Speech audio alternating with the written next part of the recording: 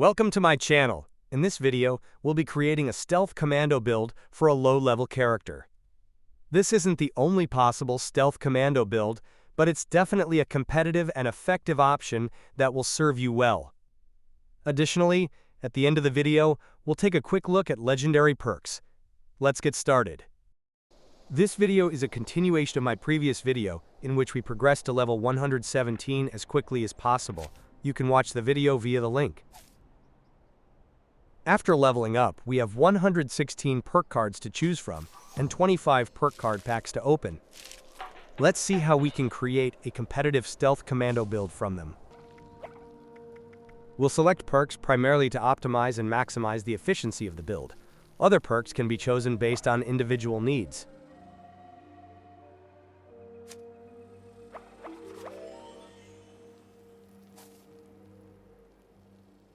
This card is available right from the start, so we'll take it first and upgrade it to level 3.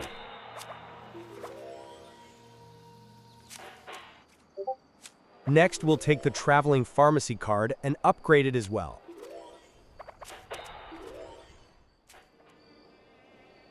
This card isn't important, but you can take it anyway at this point to unlock new perk cards.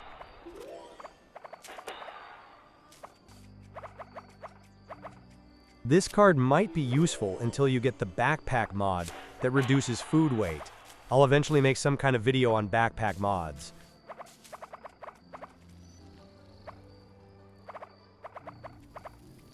The Good with Salt perk is a really useful card. It allows you to create larger quantities of food, and they stay in your inventory for a very long time without spoiling. Let's also take the Junk Shield perk. I think the Junk Shield is really good because it only takes up one slot and gives you over 100 points of both damage and energy resistance. Cork is a lightweight junk item, and if you have 120 of them in your carry, you'll get full resistances. This card might not be absolutely necessary, but we'll take it as a backup in case it seems like your AP regeneration isn't sufficient.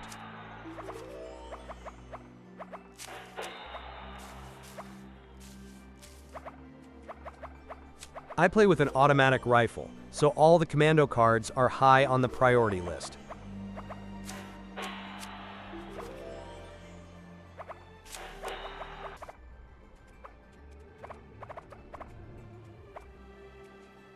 This card gives a good boost to AP regeneration.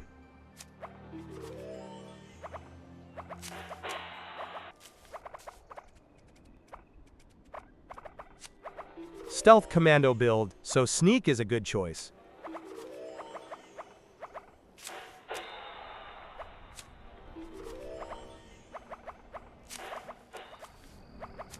Bandolier is a really good and important perk. When using an automatic weapon, it's great to have plenty of ammo in your inventory. Now a new commando perk has become available, so let's take it.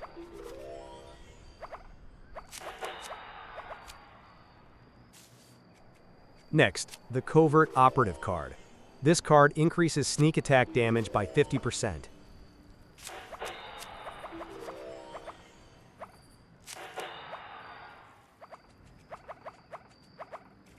Tank Killer is definitely a must. If you want to tweak your build, it's better to cut one of the commando cards rather than this one.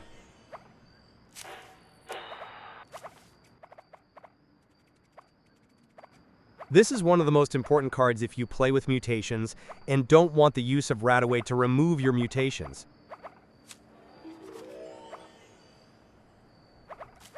I'll take one like this to unlock new perks. It's a useful card, but not essential unless you play with energy weapons. Let's also take the Escape Artist card.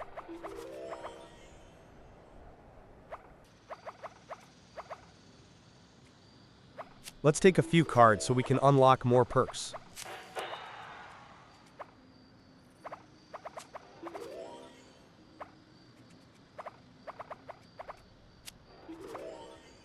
The Home Defense card is useful when you want to build defenses for your camp.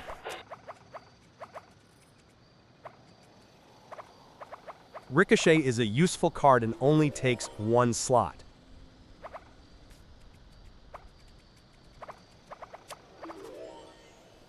Mr. Sandman is a common card, but I rarely use it myself, so we'll take it as a backup. This gives a good boost, but it only works at night. Chem Fiend is pretty okay, not exactly essential. I'll level it up 2 times.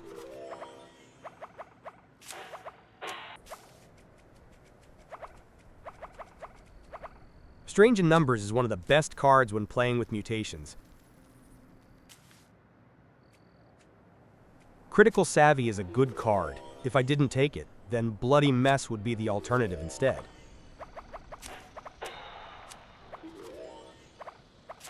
Class Freak is essential if you play with mutations. Almost all mutations also have negative effects, and this effectively reduces those negative effects.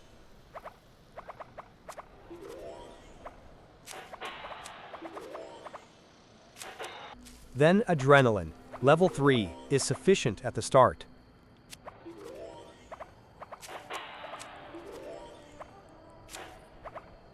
Boost is good, and it's worth aiming to upgrade the card to the maximum level.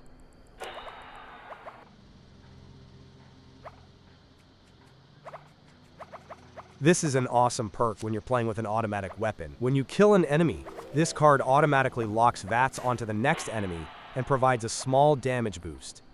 It's really useful, and level 2 is definitely sufficient at the start.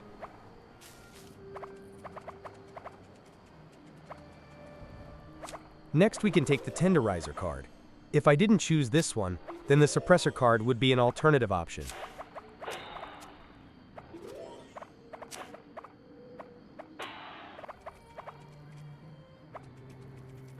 And the final Commando perk, of course, upgraded to maximum level.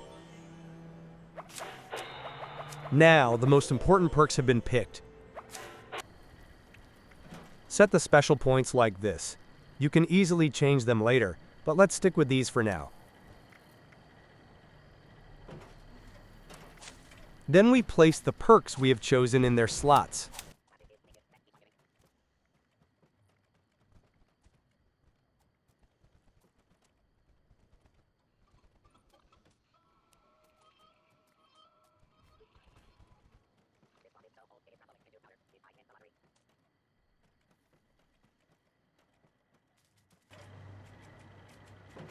I forgot to take this perk card.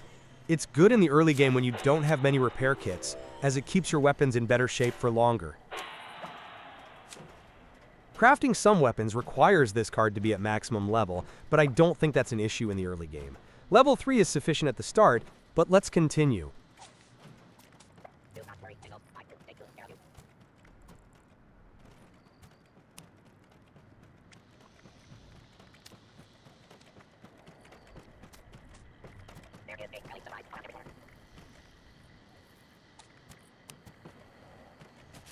I forgot to take this one of the best cards, and in addition I moved 1 perk point from Endurance to Agility.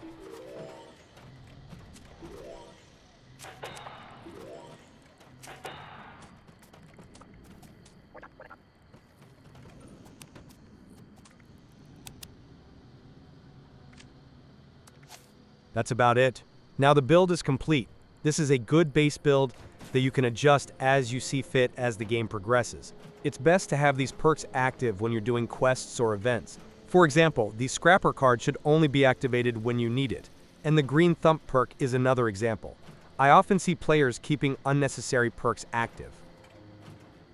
There are still 54 perk points left. Choose whichever ones you need according to your own preference. Next, let's take a look at the legendary perks.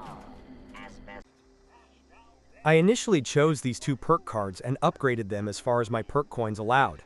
After selling all my useless cards from the perk card packs, I ended up with 250 perk coins. With perk coins, you can upgrade legendary perk cards. This card would otherwise be good, but in Fallout, ammo is really easy to get nowadays, especially from raids. I recommend taking the legendary perks follow-through and taking one for the team at the beginning, upgrading them first, and then focusing on special cards. You can share different level cards depending on your charisma level. If your charisma is 3, you can share a level 1 card. If it's 6, you can share a level 2 card, and so on. If you use the legendary charisma perk, it does not affect the level of the card you can share. So even if I fully upgrade the Charisma perk and gain 5 extra perk points, bringing my Charisma to 9, I would still only be able to share level 1 cards. If you haven't picked the Hacker and Picklock perks, the Master Infiltrator card is a great choice as well. It allows you to pick locks and hack terminals of any level. The first level is enough. Thanks for watching. Don't forget to like the video and subscribe to the channel. I'm not sure what the next video will be about yet, but it might cover choosing armor and weapons. See you next time.